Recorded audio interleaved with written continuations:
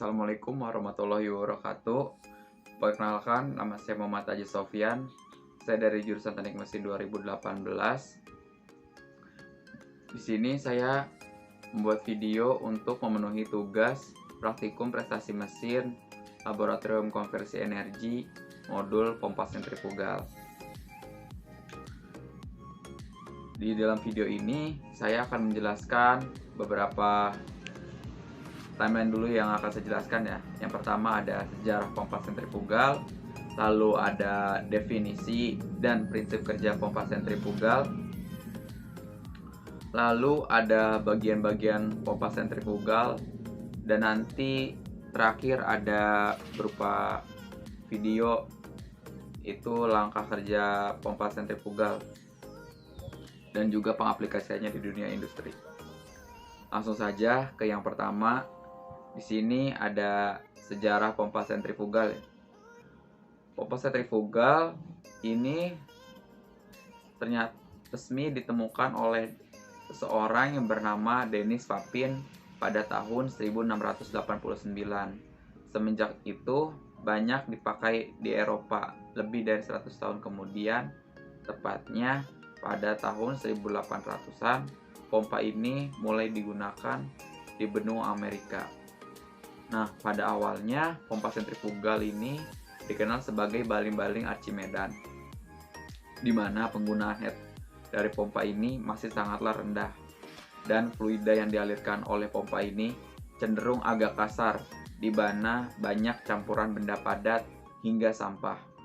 Pada zaman dahulu, pompa yang kerap dipakai juga berupa jenis pompa positive displacement. Nah, semenjak munculnya penemuan listrik dan berkembang dan meledaknya revolusi industri, pompa sentrifugal juga mendapatkan kepopulerannya, khususnya saat sudah ada pengembangan motor elektrik yang memiliki kecepatan tinggi, mesin pembakar ruangan, hingga turbin uap. Berbagai perkembangan teknologi ini membuat pompa sentrifugal bisa dioperasikan menjadi lebih efisien. Sebelum Perang Dunia Kedua berlangsung, pompa ini sudah banyak diaplikasikan dalam berbagai macam industri karena penggunaannya yang sangat luas. Nah, gambar ini yaitu gambar dari pompa yang dibuat dari Denis Papin tadi ya, yang bernama baling-baling Archimedan. Nah, setelah berkembangnya industri, pompa sentrifugal dikenal luas karena tingkat efisiensi yang sangat tinggi, di mana pada pompa-pompa besar efisiennya mencapai 93%, sementara itu efisiensi pompa kecil setidaknya sudah melebihi 50%. Beberapa jenis pompa sentrifugal banyak dipakai di industri-industri yang membutuhkan tingkat keamanan yang tinggi, layaknya pembangkit tenaga nuklir, industri kimia, dan lain sebagainya. Hal ini dikarenakan pelaku industri yang yakin akan kehandalannya untuk dioperasikan pada bidang yang cukup berat. Nah, setelah kita tadi dari sejarah pompa sentrifugal, lalu lanjut ke definisi dan prinsip kerja pompa sentrifugal. Sebelum itu, apa sih pompa itu? Pompa ini adalah alat yang digunakan untuk memindahkan cairan atau fluida. Fluidanya ini berupa zat cair ya, pompa, dari satu tempat ke tempat yang lain melalui saluran dengan cara menambahkan energi pada cairan yang dipindahkan. Pompa beroperasi dengan prinsip membuat perbedaan tekanan antara bagian hisap atau suction dan bagian tekan atau discharge. Nah, lalu selanjutnya ada definisi dari pompa sentrifugal itu sendiri.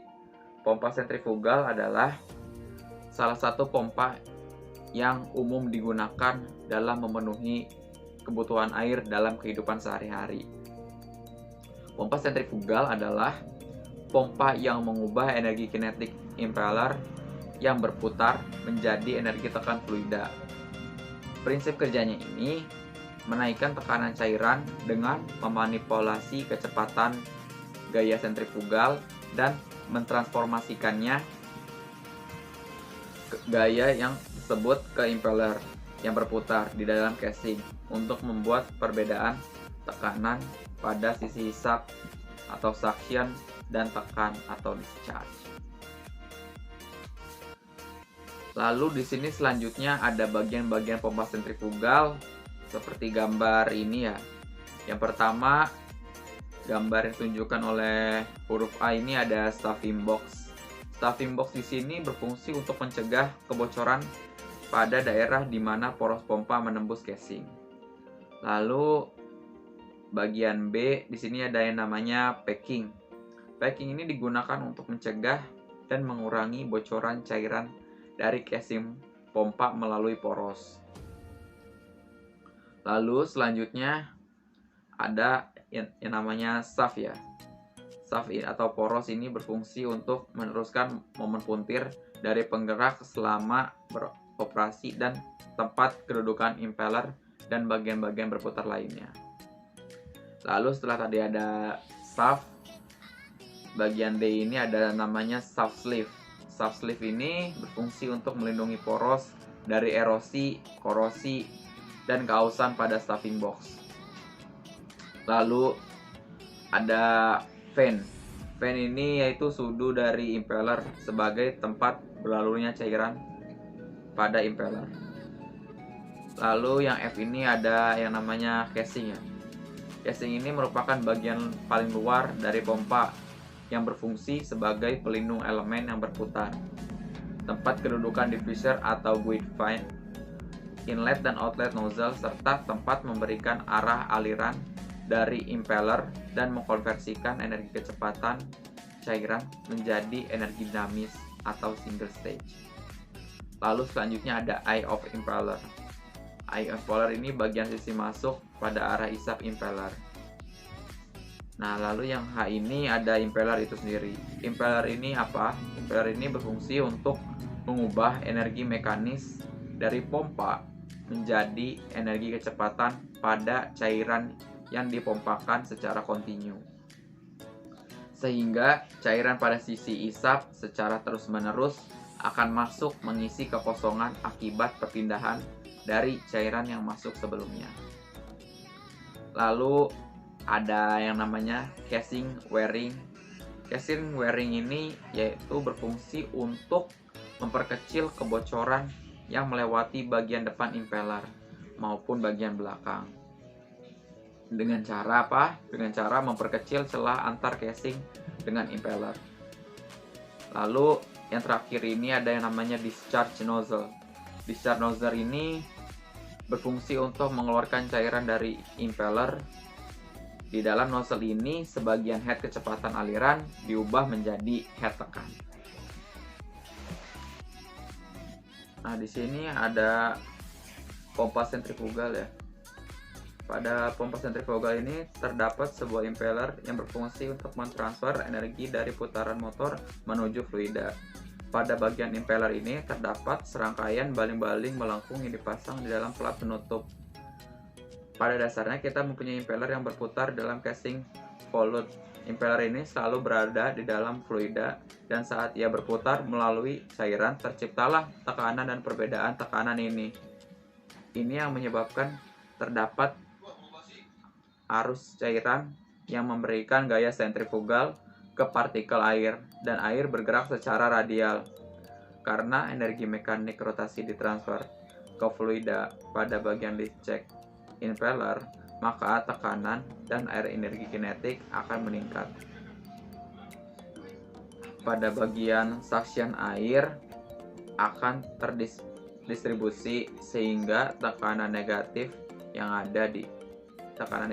ada diinduksi ke bagian mata atau tempat poros.